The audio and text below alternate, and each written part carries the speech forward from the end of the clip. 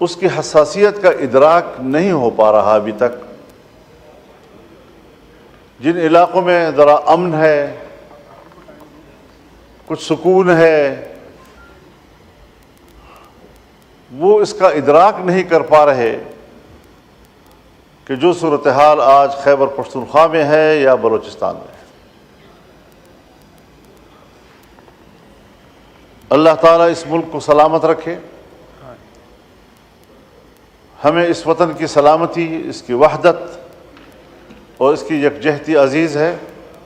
یہ ہمارا گھر ہے، اور اگر کوئی ہمارے گھر کو اجاڑتا ہے تو ضرور ہم نے اپنے گھر کی حفاظت کے لیے کردار ادا کرنا ہے۔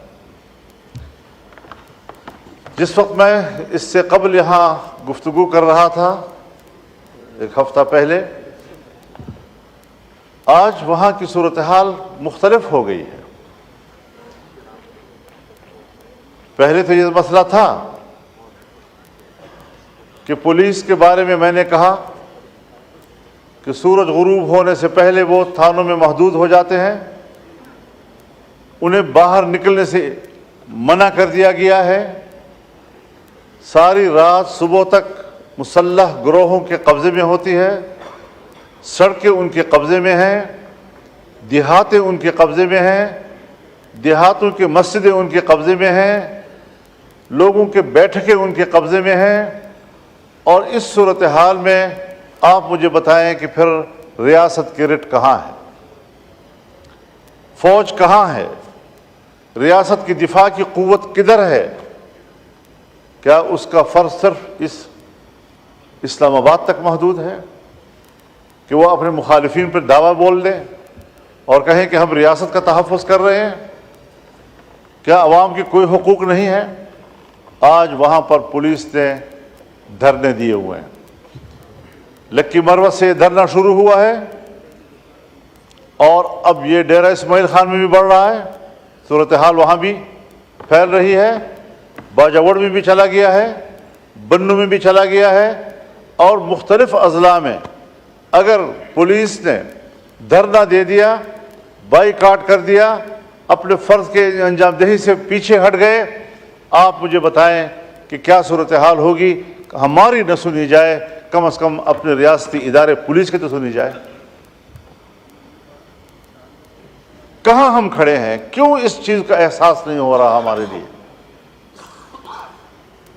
ہم لگے ہوئے ہیں کہ صاحب ہمارے ہاں آئینی ترامیم کی جائیں، ہمارے ہاں ادارے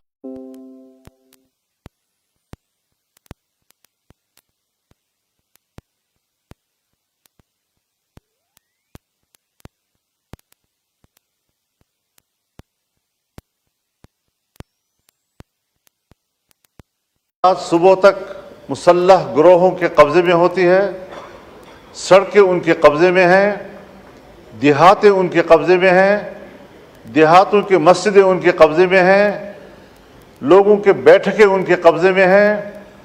اور اس صورتحال میں آپ مجھے بتائیں کہ پھر ریاست کی رٹ کہاں ہے، فوج کہاں ہے، ریاست کی دفاع کی قوت کدھر ہے؟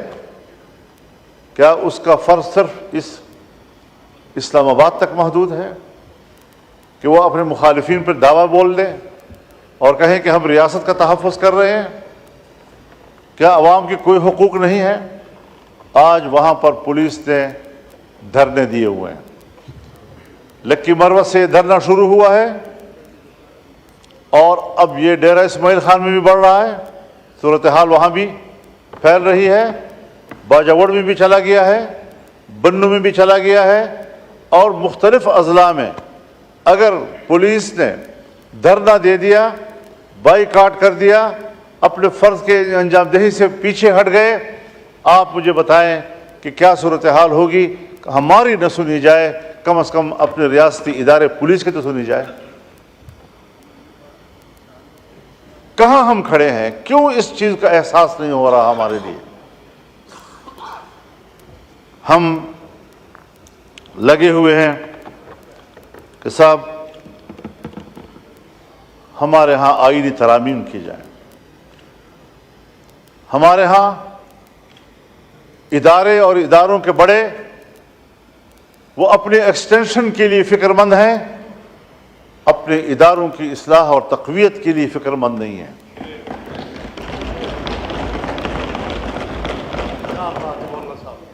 ایکسٹینشن کا عمل اگر فوج کے اندر ہے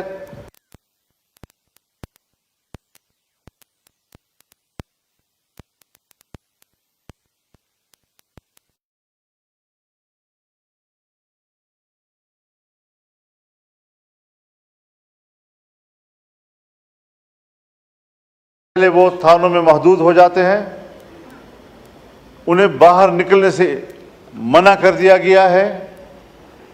ساری رات صبح تک مسلح گروہوں کے قبضے میں ہوتی ہے، سڑکیں ان کے قبضے میں ہیں، دیہاتیں ان کے قبضے میں ہیں، دیہاتوں کی مسجدیں ان کے قبضے میں ہیں، لوگوں کے بیٹھکیں ان کے قبضے میں ہیں.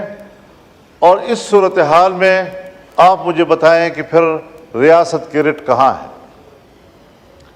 فوج کہاں ہے؟ ریاست کی دفاع کی قوت کدھر ہے؟ کیا اس کا فرض صرف اس اسلام آباد تک محدود ہے کہ وہ اپنے مخالفین پر دعویٰ بول دیں اور کہیں کہ ہم ریاست کا تحفظ کر رہے ہیں؟ کیا عوام کی کوئی حقوق نہیں ہے؟ آج وہاں پر پولیس نے دھرنے دیے ہوئے ہیں. لکی مروت سے دھرنا شروع ہوا ہے اور اب یہ ڈیرہ اسماعیل خان میں بھی بڑھ رہا ہے.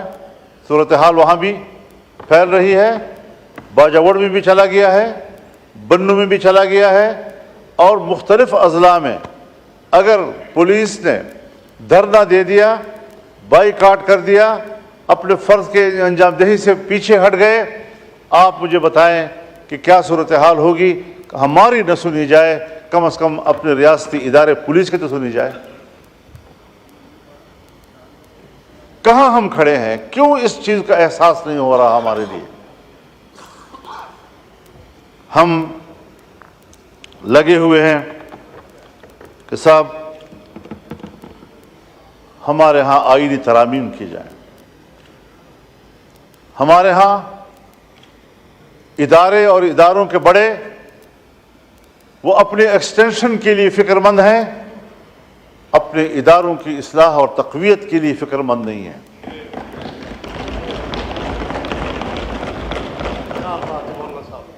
ایکسٹینشن کا عمل اگر فوج کے اندر ہے